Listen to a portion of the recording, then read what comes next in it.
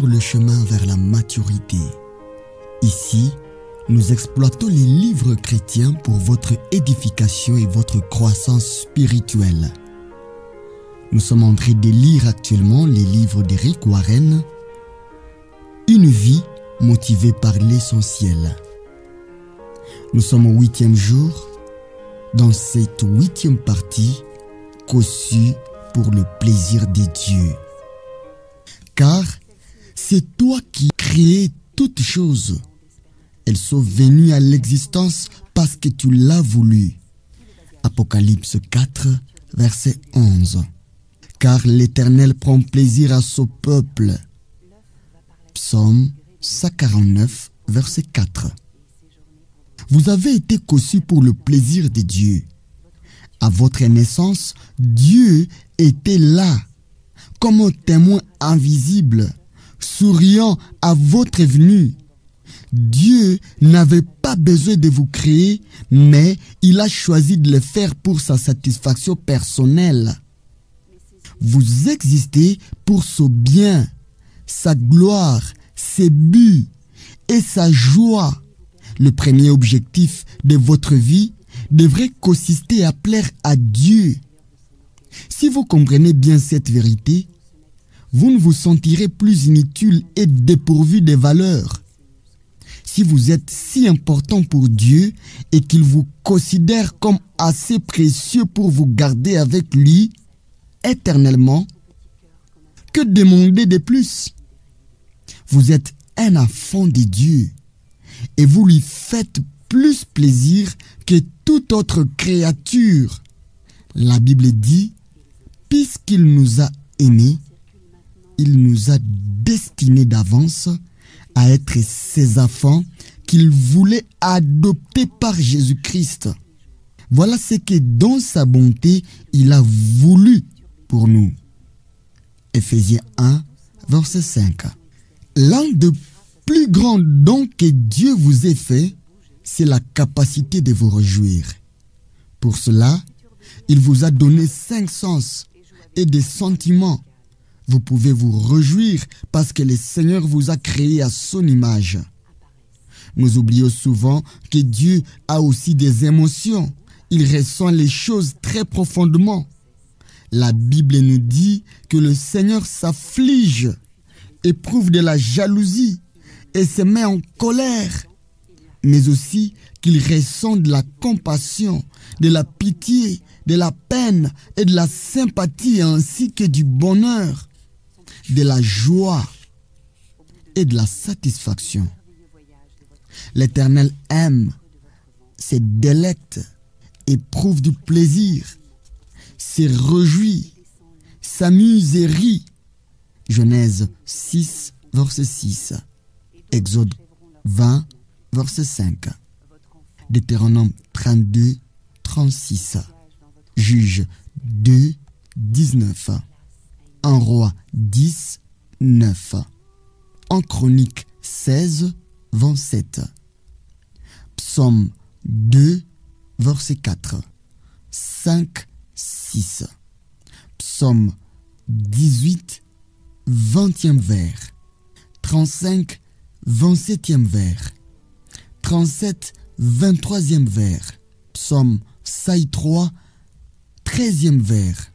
Saï 4, 31e vers. Ézéchiel 5, 13. 1 Jean 4, 16. L'adoration consiste à faire plaisir à Dieu. La Bible dit, le plaisir de l'Éternel est en ceux qui les craignent, en ceux qui s'attendent à sa bonté. Psaume 147, verset 11. Tout ce que vous faites et qui fait plaisir à Dieu est un acte d'adoration. Comme un diamant, l'adoration a de multiples facettes. Nous nous contenterons d'en examiner quelques aspects. Des spécialistes ont remarqué que l'adoration était un besoin universel que Dieu avait mis dans notre cœur.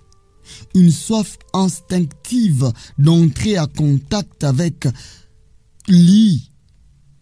L'adoration est aussi naturelle que de manger ou de respirer.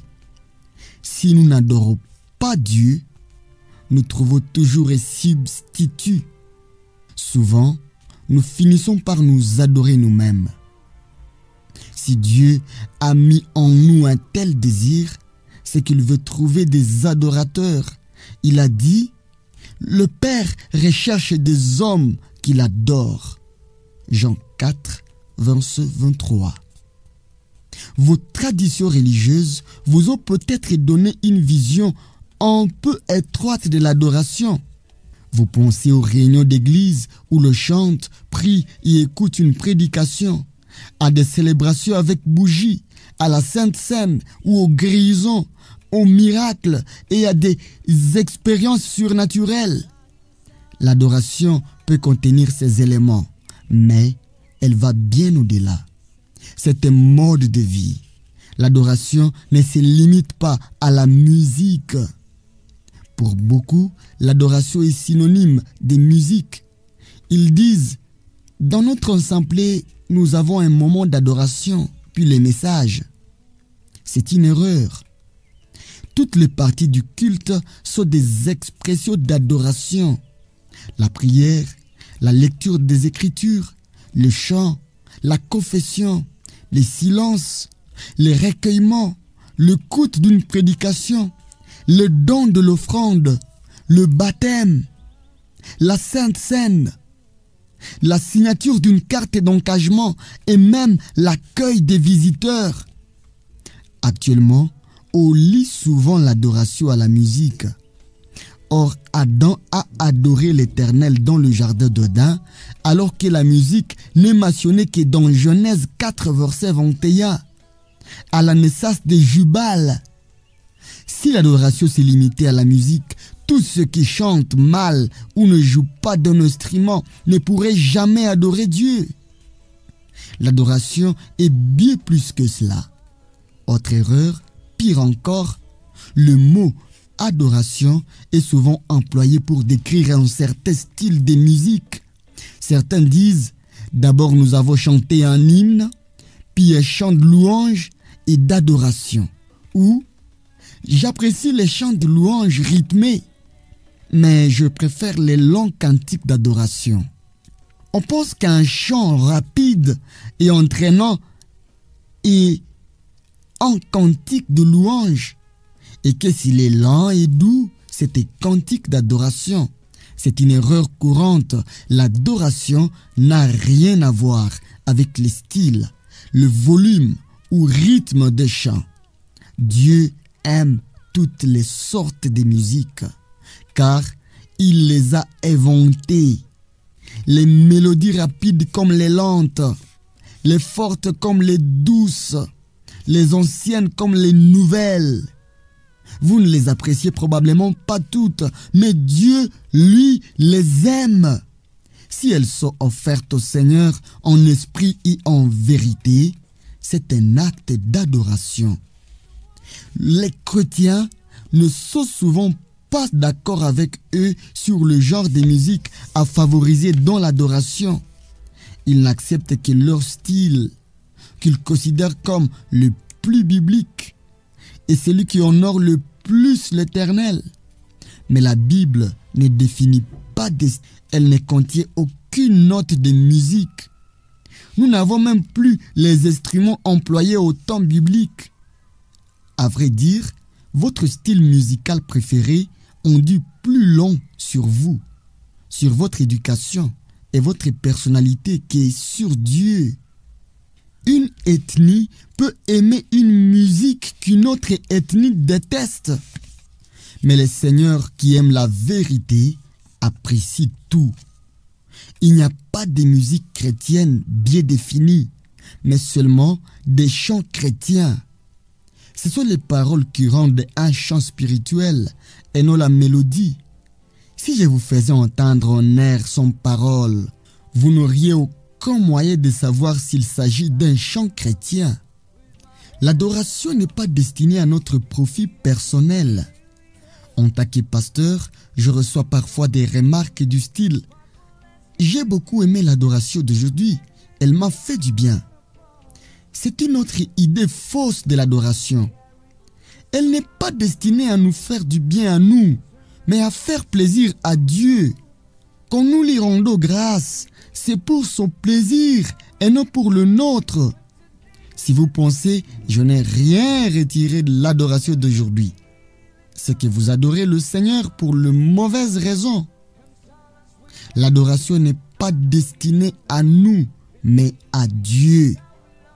Évidemment, la plupart des réunions d'adoration laissent la place à des moments de communion fraternelle et d'édification. Et nous profitons vraiment de l'adoration, mais nous ne le faisons pas pour nous plaire à nous-mêmes. Notre objectif est de glorifier et de réjouir notre Créateur.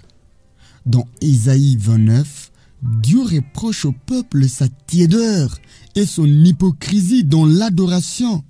Les gens offraient des prières monotones, des mots vides et des rituels humains à Dieu, sans penser à ce qu'ils faisaient. Le cœur du Seigneur n'est pas touché par les traditions religieuses, mais par la passion et l'engagement. La Bible dit, « Quand ce peuple s'approche de moi, il m'honore de la bouche et des lèvres, mais son cœur est éloigné de moi, et la crainte qu'il a de moi n'est qu'un précepte de traditions humaines. » Ésaïe 29, verset 13. L'adoration ne fait pas partie de notre vie. Elle en constitue la totalité. Elle ne se limite pas aux réunions de l'Église, mais il nous est demandé d'adorer Dieu constamment. Psaume 5, 4e vers. Du lever du soleil jusqu'à se coucher. Psaume 13, 3e vers. Dans la Bible, les gens louaient Dieu au travail, à la maison, à la guerre, en prison et même au lit. De notre réveil, pensons à louer Dieu et louons-le jusqu'à la fin de notre journée. Psaume 119, 147. 5, 3.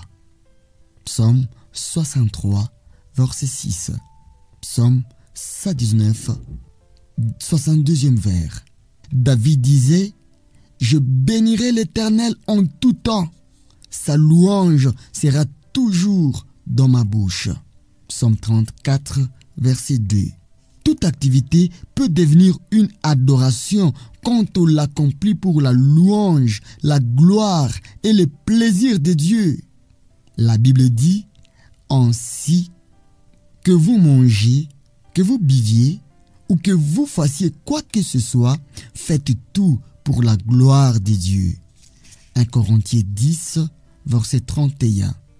Martin Luther affirmait, « Une jolie fille peut traire les vaches pour la gloire de Dieu. » Comment est-il possible de tout faire pour la gloire de Dieu? En faisant tout comme si c'était pour Jésus et en lui parlant constamment. La Bible donne les conseils. Tout ce que vous faites, faites-le de bon cœur, comme pour le Seigneur et non pour les hommes. Colossiens 3, verset 23. Voici le secret d'une vie d'adoration. Tout faire comme si c'était pour Jésus.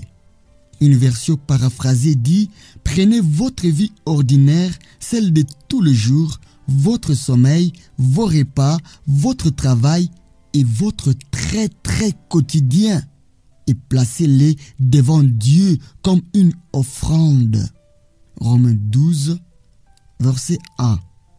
Version anglaise de Message.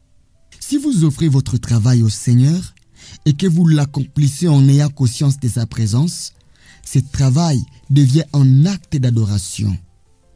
Lorsque je suis tombé amoureux de ma femme, je pensais à elle constamment.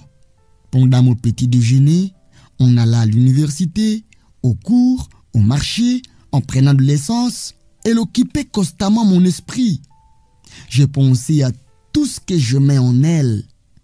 Et je restais ainsi proche de Kay malgré les centaines de kilomètres qui nous séparaient, car nous étions dans des universités différentes. En passant tout le temps à elle, je demeurerai dans son amour. C'est cela la véritable adoration. Être amoureux de Jésus.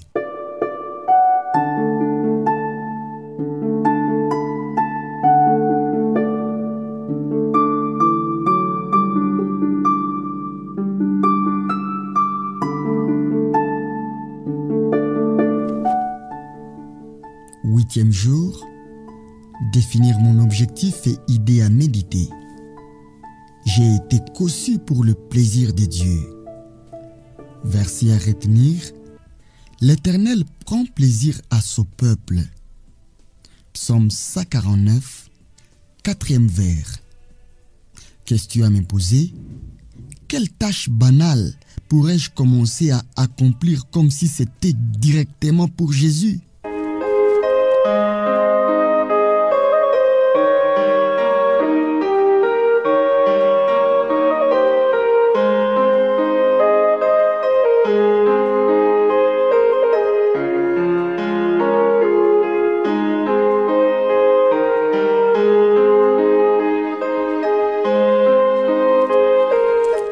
Merci de vous être rendu sur le chemin vers la maturité et d'exploiter le livre Une vie motivée par l'essentiel, écrit par Rick Warren. Nous espérons que la lecture précédente vous a fait du bien. Nous sommes convaincus qu'en lisant et en écoutant chaque jour la parole de Dieu, nous serons transformés à son image, être tel qu'il est, vivre tel qu'il veut. N'hésitez pas de partager ces messages avec vos proches, de vous abonner et d'activer la cloche des notifications pour ne rien rater à la prochaine occasion. Grâce et paix au Fils de Dieu.